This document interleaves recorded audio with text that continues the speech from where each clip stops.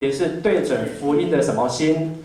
中心，对准福音的中心，而且要怎样出发？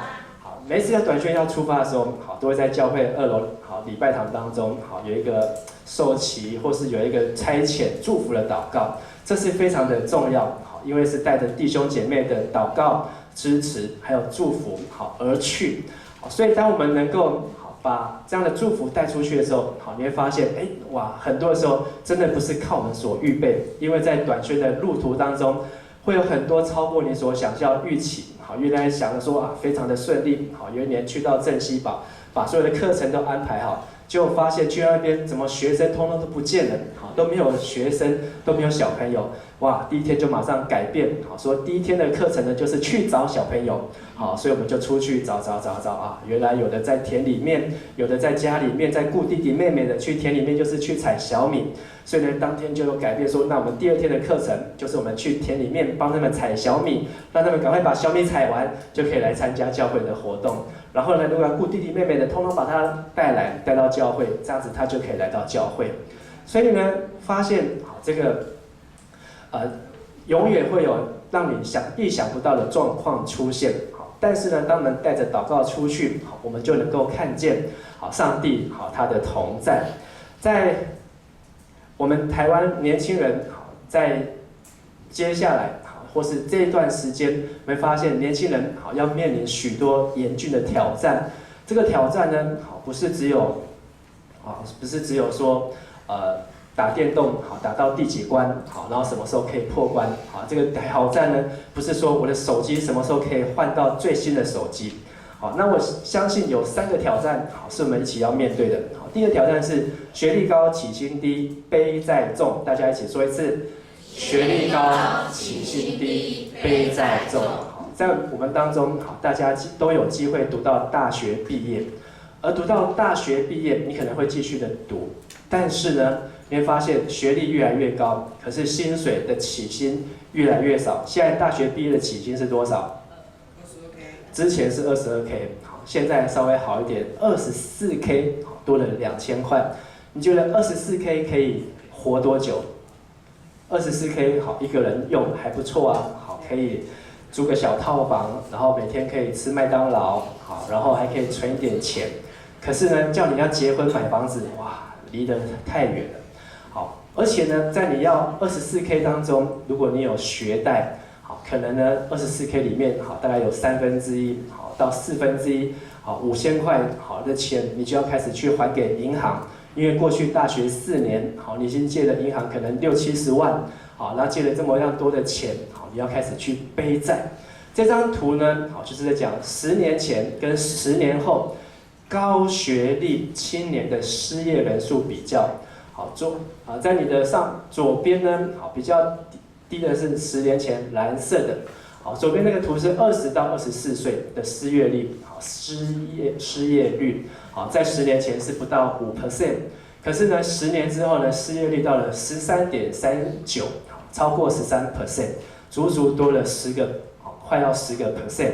然后呢，25到39，我们在座有没有25岁到29岁？25到29的可以举手一下吗？让我们看一下什么叫25到29。好，看一下这些举手的人，好，请放下。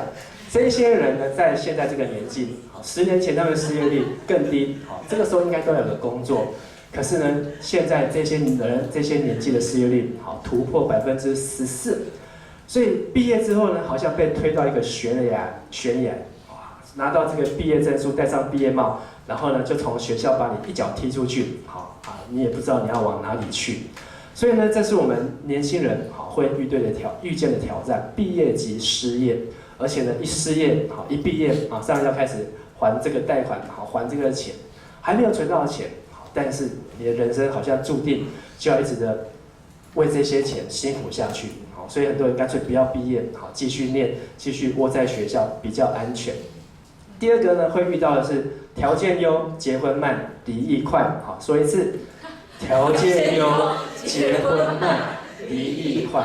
每个人都很帅，好，每个人都很好的外表外形，而且都是高材生，好，都是大学生。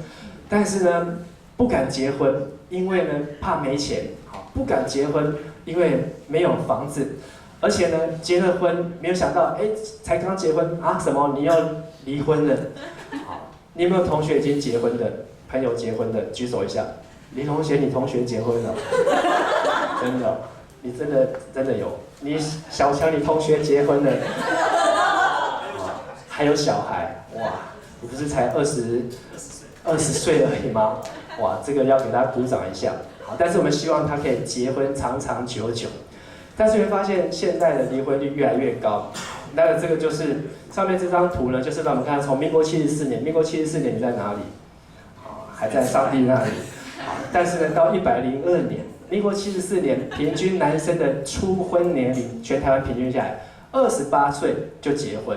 但是到了民国103年，是31.8，将近32岁才要结婚。现在是104年，所以呢，30岁没有结婚，男生正常。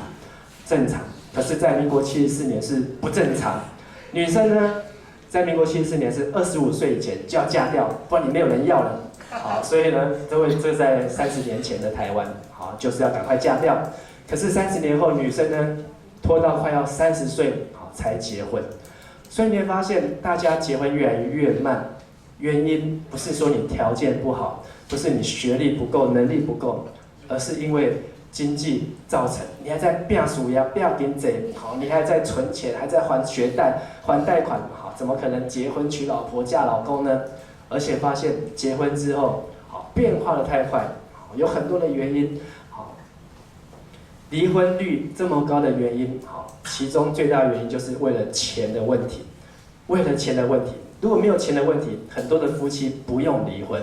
跟你旁边弟兄姐妹说，如果没有钱的问题，很多夫妻不用离婚。很多夫妻会离婚，就是因为钱吵架。为了钱吵架，好，所以这个钱害人家晚结婚，这个钱又害人家早就离婚，好不容易才结婚却又离婚，所以钱重不重要？好，重要啊，不重要吗？好，钱当然很重要，但是重要是你要怎么样去搞定。第三个现象是生活好，生子少，生存难。请说一次，生活好，生子少，生存难。好，你的手机是不是智慧型手机？是啊，好，以前的这个年纪哪有人用到这么好的手机？好，以前能够有家用电话就好了。好，但是呢，生活条件越来越好，好，穿的衣服越来越好，用的东西、吃的东西，包括你今天晚上吃的东西，都比以前好太多了。可是呢，生活条件变好，大家小孩子越生越少。这张图呢，就是从1996年，好，到2009年。好，它有世界各国，法国、瑞典、日本、台湾、南韩，好的生育率。好，那台湾是哪一条线呢？台湾呢就是降到最低的2009年，好，这是6年前，好，已经降到最低，接近1，现在已经是低于1，好，就是呢，好，每100个人当中，好，生育率低于1的意思呢，好，就是不是100对只有1对会生，好，而是它的增加的比例，好，1年增加的比例，好，只有1%，好，那个人口比不上那个人口凋零的速度，所以大家生得非常的慢，好，非常慎重考虑要不要生，但是呢，不会因为这样就节制性行为，好，大家拼命的避孕，好，甚至呢，什么行业很盛行呢？好，这个叫什么妇产科，好，很多人怀孕了但是不生，好，所以就把小孩子拿去吃药啊，就把它拿掉啊，好，那些小孩子都在，只是呢，通通被用下药，好，就流走了，好，就不见了。所以台湾1年又有多少个小孩子被堕胎呢？小生命40万，台湾1年有40万个小 baby， 好，就被吃着药，好，就堕胎就没有了。好，但是呢，台湾1年增加的小孩子有多少呢？不到20万，好，生出来的不到20万，死掉的有40万，好，所以台湾背负很多的人命啊，好，背负很多的人命。大家不敢生，因为怕生的养不起，怕生的，好，这个我们就会为了生小孩，好，又要奶粉钱，又要尿布钱，大家都养不活。但是呢，好，在台湾面临这么多严峻，好，这么多的困难。我们要怎么样去面对我们的信仰？好，所以牧师要问的第一个问题就是，到底传福音可不可以当饭吃？你觉得传福音可以当饭吃的，请举手。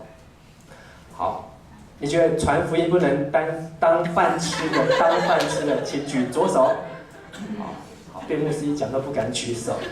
好，我们来看，好，现在这个图呢，好，它是一个目前在北美最大的宣教机构，好，叫做 Mission Nations，好，这是两个宣教机构在2012年合并起来，他们有3500个宣教士，好，有3500个宣教士，在全世界200多个国家，好，机构在那边做宣教的工作，3000多个宣教士，好，这等于是一个宏达电，好，在桃园龟山厂的一个员工。这些宣教士要不要吃饭？这些宣教士他们要不要生小孩？他们要不要让小孩去念书？他们都要，但是他们怎么样生活呢？好，所以宣教的工作很重要，但是第一个是你能不能够维持照顾自己基本的生活，好，更重要。我们来看，好，在今天所读的圣经哥林多前书第9章前面，保罗就在探讨这个问题：到底传福音的人，好，应该要先顾自己，还是要先把福音的责任完成？好，但是我有2点可以来看。好，第一点就是主吩咐，凡从事传福音的人都应该依靠什么维持生活？传福音，这是上主吩咐的。从事传福音的人，不管你是宣教士，你是牧师，你是代职同工，你是神学生，你都应该靠着传福音维持生活，就好像旧约的利未人一样。所以在这边保罗说：难道我没有权利靠传福音吃饭吗？他说：有谁当兵自己还要一边当兵还要自己去种米呢？好，龙贤你在当兵要不要去种稻？要不要去养鸡？要不要去养牛？好，你就有牛肉，就有鸡肉可以吃，就有白饭可以吃。有谁种葡萄不吃自己葡萄园里面出产的葡萄，除非他下太多的农药，不敢吃，偷偷拿去卖钱。有谁牧养羊群不喝自己的羊奶，除非他都是毒奶，好，是喂犬的，好，好，不要说喂犬，5个圈圈的。你们当然知道，好，在圣殿里面供职的人，从圣殿得到食物，在祭坛边这些利未人，他们也会在祭坛前面吃那些献祭的肉，而且是上帝吩咐他们，利未人祭司，你们就是要吃这些肉就是归给你们，好，是你们的应该得到的，好，因为他们服侍上帝。所以14节，好，看得到吗？看得到，我们一起来读。同样，主也这样吩咐，凡从事传福音的人，都应该依靠传福音维持生活。那我就要问了，先传福音再拼经济，还是要先拼经济再来传福音，还是一边传福音一边拼经济？好，3个选项 A、B、C。第一个，先传福音再拼经济；第二，先拼经济再传福音；第三，一边传福音一边拼经济。好，选 A 的举手。先传福音再拼经济。好，第二，先拼经济再传福音的举手。1个。好，第三，一边传福音一边拼经济，举手。好，3种人，好，请放下。好，跟你旁边弟兄姐妹说，3种都很好。因为你又传福音，你又拼经济，好，不管你怎么样安排，但是这都是非常理想、非常好的。有的人只拼经济，他从来不传福音，好，这样就糟糕了。而第2点呢，好，上主又吩咐我们要传福音，靠传福音维持生活，但是，他不理我啊。利用传福音的权利，有的人把传福音这样的权利，我是放羊的，我可以吃羊奶；我种葡萄，我可以吃葡萄。好，我是祭司，我可以吃圣殿里面的肉。他把这种特权拿来当做利用福音传福音的权利，将使福音受到什么爱？阻碍。就在第9章第9节，好，保罗就这样说：摩西的法律规定，牛在场上踹鼓的时候，不可能拢住它的嘴。牛在那边踹鼓，在那边耕种，好，他把鼓要塞稻谷的时候，好，牛的嘴巴不可以拢住，为什么呢？牛也可以吃那些骨、那些壳。好，牛可以一边工作一边吃。保罗在问说，上帝关心的是那头牛它有没有吃饱吗？好，当然不是。上帝关心的是说，连牛都他工作都要得工价，更何况传福音的人，好，他做主的工，可不可以得工价呢？可以。好，所以耕种的跟收割的出去工作，都盼望分到他们所应得的谷物。所以保罗说：“我在你们中间撒了属灵的种子，就算从你们得到物质上的供给，算过分吗？你觉得？好，意念传道在这边3年多，好陪着大家，好，然后你请传道吃一顿阳春面，算不算过分？传道说：哎呀，你今天的爱餐好棒，好，可不可以让我的阿娜达，好，让我的师长吃一口呢？好，过不过分？也不过分，好，因为他用了很多的时间，好，在服侍你，好，他把你当成羊，好，当成牛，当成葡萄来辛苦的喂养耕种，所以从你身上得到一些羊奶，从你身上得到一些牛奶，从你身上得到一些葡萄，可不可以？可以啊！你要觉得哇，传道多用一点，好，我把别人的也拿来给你吃，好，自己的也给他。但是呢，保罗却说，我却不用这样子的权利，我不会因为我有这样子的身份，我就利用这样的权利，反而怎么做呢？反而我们来读，反而忍受一切，免得基督的福音受到阻碍。保罗说，我明明可以吃你的阳春面，我忍住我不吃你的。是因为我不希望福音受到阻碍。哎呀，牧师你来传福音，就是效循我的阳春面，就是在看重我的什么什么什么。所以保罗说，为了这样子，所以我宁愿不从你的身上得到好处，是为了避免传福音得到阻碍。所以这有两个情形。第一个，传福音可不可以当饭吃？可以，因为这是主吩咐的，从旧约早就吩咐。但是你有没有权利？好，你也愿不愿意？好，不用传福音的权利，而使福音不受到阻碍。这是为了要把福音看得比你吃这口饭更加的重要。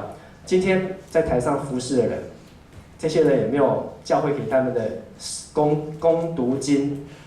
好，今天谁打鼓的？木轩，好，打鼓15分钟，好，给你500块钱。好，弹琴的，好，给你1000块钱。领唱的，哇，你很勇敢，给你1500块钱，有没有？没有。如果给你，要不要？你可以说牧师做工的得工价，好，所以你可以给我一些钱，好，那牧师就说好啊，那我们说今天的奉献，好，今天收到1500块钱，好，所以你可以分到15块，他可以分到20块，好，他可以分赃。但是你会发现，哇，这样好像把敬拜变成是一个交易，变成是一个买卖，这是耶稣所不喜爱的。但是我们为了福音，我们都甘心乐意来摆上。你可能为了只是打鼓15分钟，你需要花2个小时，好，就在这个地方。你可能只是为了带一个祷告，好，可是你要花一整个下午在这边来预备。但是上帝看重就是我们那个愿意服侍的心。第二个，传福音好是主所吩咐的。而我们要做的是对准福音的中心，跟旁边的姐妹说，对准福音的中心。对准福音的中心。怎么样是福音的中心？有2件事情。第一个就是传福音是呼召，不是出于勉强。我们一起说一次，传福音是呼召，不是出于勉强。好，在哥林多前书第9章，他这样15节这样说。但是我并没有，保罗说我没有利用过这些权利。我现在写这些不是为了争取这些权利，我宁死也不愿使我所夸耀的落空。那他要什么呢？我们来读，我没有理由为着传福音而夸口，我不过是奉命去传的。我不传福音就有祸了。保罗他有一个呼召，就是他传福音是一个命令，是奉命去传福音。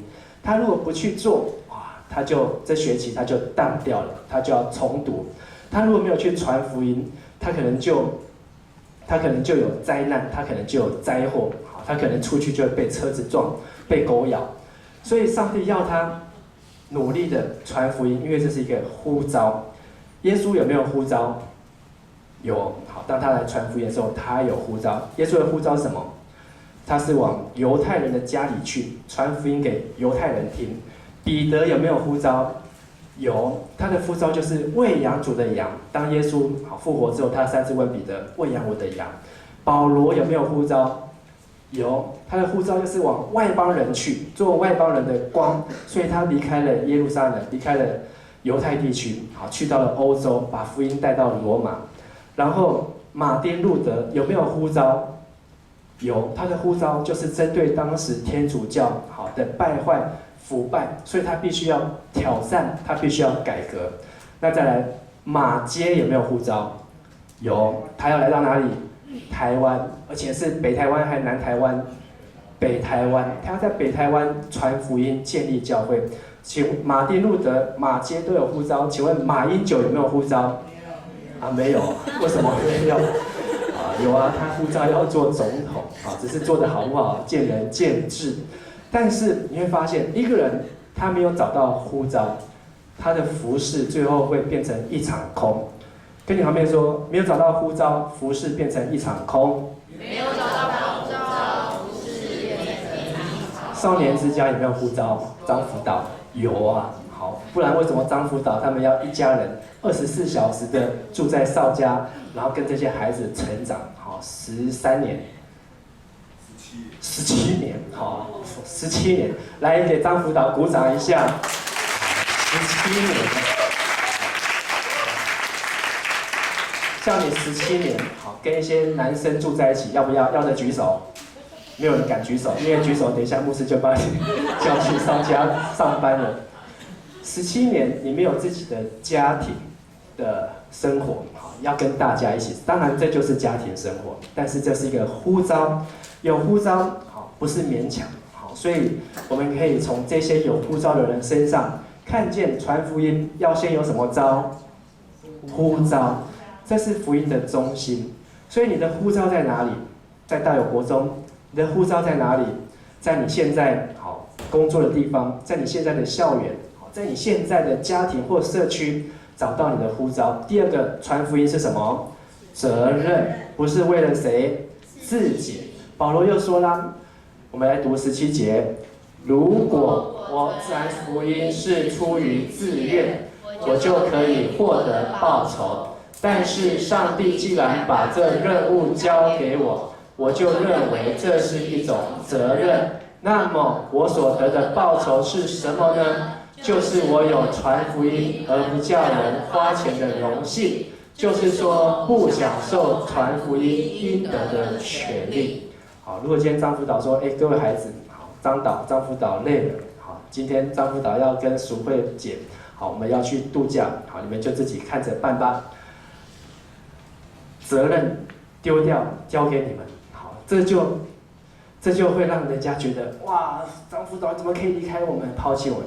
但是张辅导从来没有这样过，是因为他责任，这是一个责任，所以我有责任看着你们长大，我有责任看着你们越来越好，包括我们的应验传道，包括我们在座的这些每个区的小组长，他们都有责任，所以在这一年当中，在这段时间当中，他们不断的守望着你们，不断的看着你们。关心你们有没有来聚会，因为这是责任，而责任就不是为了自己。所以台湾基督长老教会的责任是什么？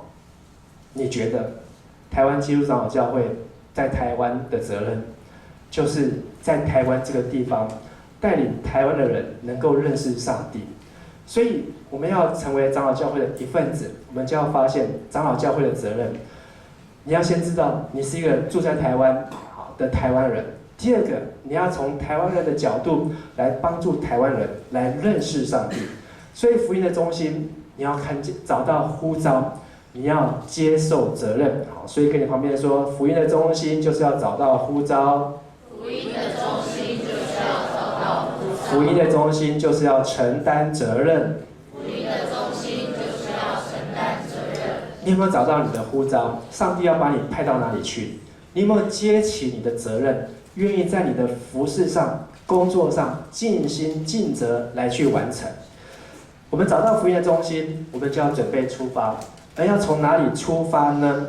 世界这么大，5大洲7大洋，传福音一定要要去到什么地方吗？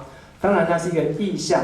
好，我们说意向，但是那不是马上就要做的事情。好，跟你旁边说，意向不是马上就要做的事情。意向不是马上就要做的事情。有人说我的意向就是要到中国宣教，到蒙古传福音，所以你不要叫我来弹琴，不要叫我来思古，好，只要跟蒙古有关的我才去。所以要吃蒙古烤肉，好，我去了。好，因为我要将来要去蒙古传福音，我要先学吃蒙古烤肉。意向不是代表你马上要做的事情，而是你要出发，要从这2点来出发。第一个就是要甘心做大众的仆人。我们说甘心做大众的仆人，甘心做大众的仆人，为了要争取更多的人。为了要争取更多的人。所以保罗怎么说呢？19节他又继续说：“我是自由的人，不受任何人的奴役，但我却甘心做什么？大众的仆人，为要争取什么？更多的人。”这个争取，好，争取的意思就是赚钱，那个赚的意思。保罗他说：“我把这些人当作我在拼经济赶快，好，我如何的用功，如何的努力去工作赚钱，我就如何努力的传福音，赚取、争取更多的人。所以他说他怎么赚呢？跟犹太人在一起的时候，我就把自己弄得像犹太人，为了要赚到这个犹太人。虽然我不处在摩西的法律下的控制，但我却生活像在法律下的人，为要争取法律下的人。所以保罗他在传福音的时候，他把自己像做犹太人，他就像犹太人；但是如果不是犹太人，法律以外的人，我就像法律以外的人，为了要赚取、争取得到这个法律以外非犹太人。他不是说我就不守法，而是我受耶稣基督法的约束。简单讲，他就是不管谁，他都愿意做他的仆人来服侍他。你有没有觉得保罗像变色龙？今天跟国中生在一起，他就把自己搞得像国中生；明天好跟一些阿公阿嬷在一起，好他就把自己搞得像阿公阿嬷。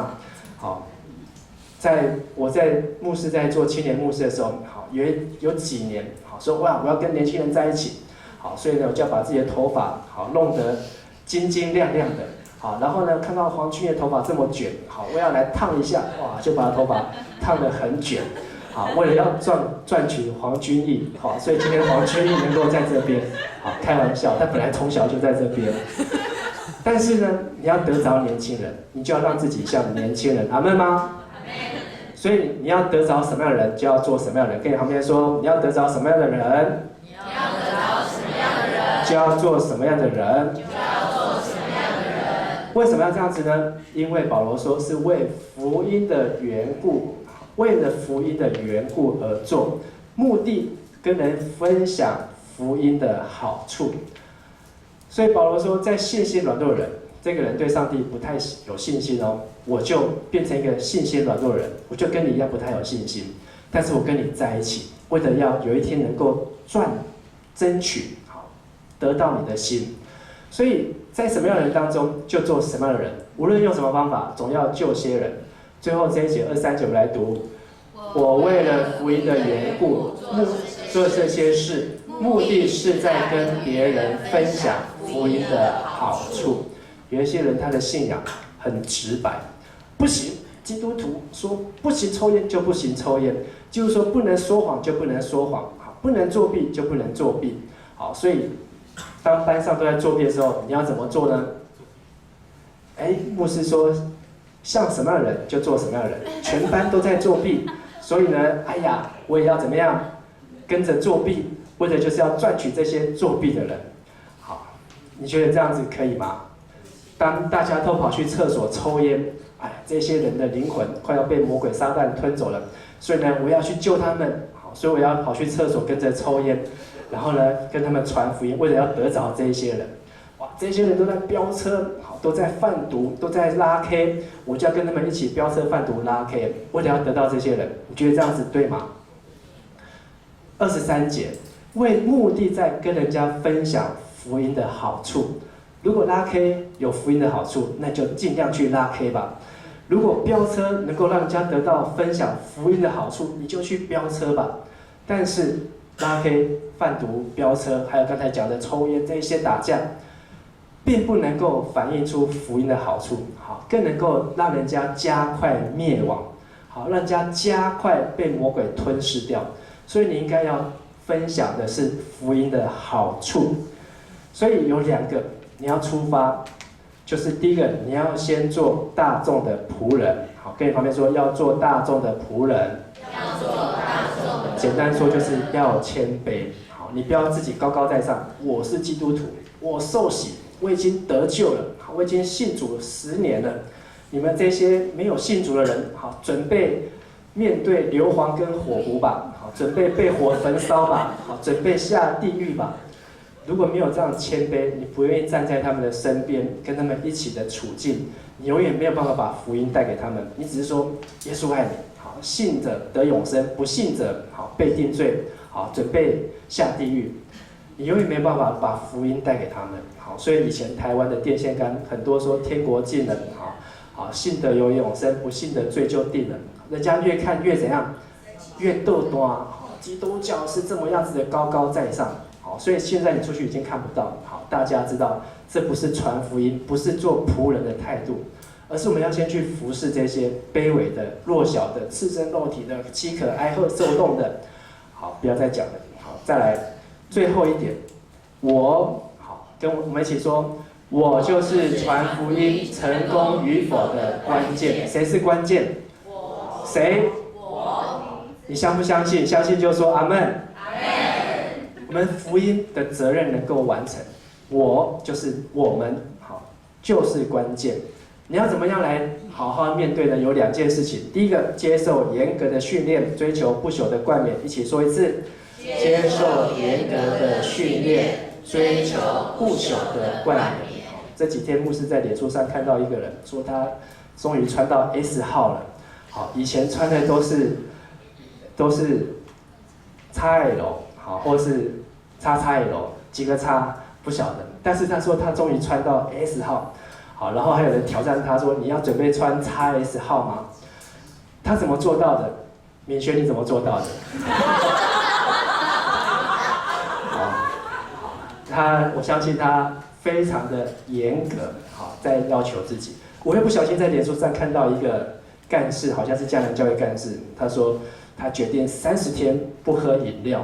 如果你看到他在喝饮料的话，好，就直接把他手上饮料抢过来，好，他再去带你买一杯。我没有说他是与会哦。这也是在一个严格的，不是我们的儿少先干事，好，不要误会。但是呢，这是一个很严格的态度。好，30天我们就可以看到成果。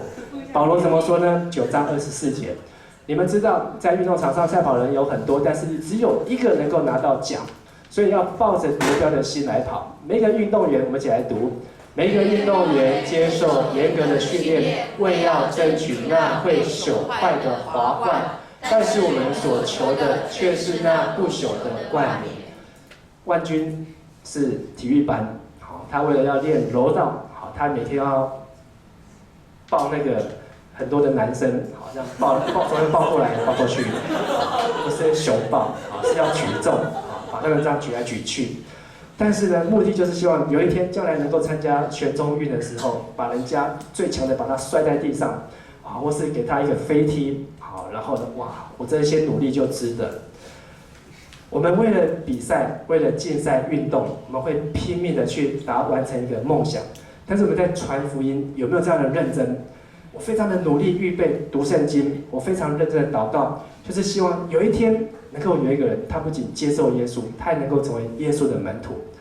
保罗说，我们要用同样的严格的训练来追求比那个金牌、银牌、铜牌更加有永恒骄傲的冠冕。阿们吗？怎么做呢？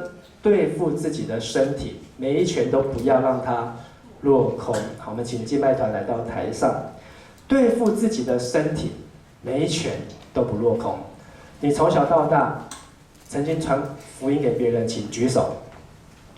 好，有传福音的，好，给这些人，给大家鼓掌。好，牧师给你们鼓掌，因为你们很棒，传福音给人。你传福音给别人，但是别人却没有接受，有没有遇过？好，很多，因为你会发现这个好像我很努力，很期待。好，第三种，我很期待，希望把福音带给你，但是这一拳挥出去了，却没有正中要害。什么叫做不落空呢？就是你福音既然锁定了，现在这个 IS 那边一天到晚被锁定，好，以叙利亚一天到晚被锁定。我们有很这个武器专家，好，事先，哇，他一天到晚在那边研究各种的这个武器，他知道什么飞弹锁定了，好，就把你咬紧了，你跑都跑不掉，好，就算你开着 F16，好 F17，他都有办法把你击落下来。传福音有没有这样子的一个目标？我锁定你，我把福音带给你，但是不会落空。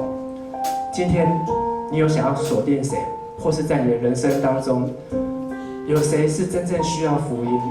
他需要你更谦卑的做他的仆人。